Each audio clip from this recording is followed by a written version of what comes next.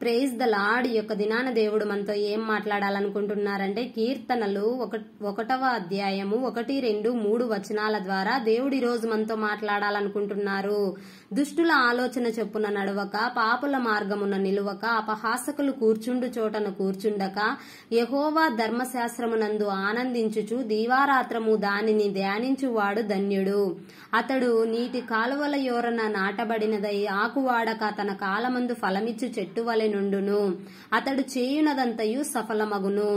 మనం మన జీవితంలో దుష్టుల ఆలోచన చొప్పున నడవకుండా, పాపుల మార్గంలో నిలవకుండా, అపహాసకులు కూర్చుండు చోట కూర్చుండకుండా, యెహోవా ధర్మశాస్త్రమునందు ఆనందిస్తూ దీవారాత్రము దానిని ధ్యానించినప్పుడు మనం ధన్యులమనేసి దేవుడి రోజు మనతో మాట్లాడుతూ ఉంటున్నారు.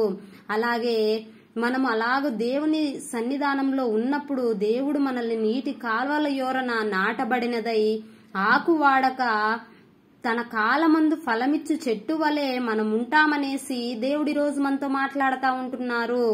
అలాగే మనం చేసేదంతా కూడా సఫలమైతుందనేసి దేవుడి రోజు మనతో మాట్లాడుతూ ఉంటున్నారు.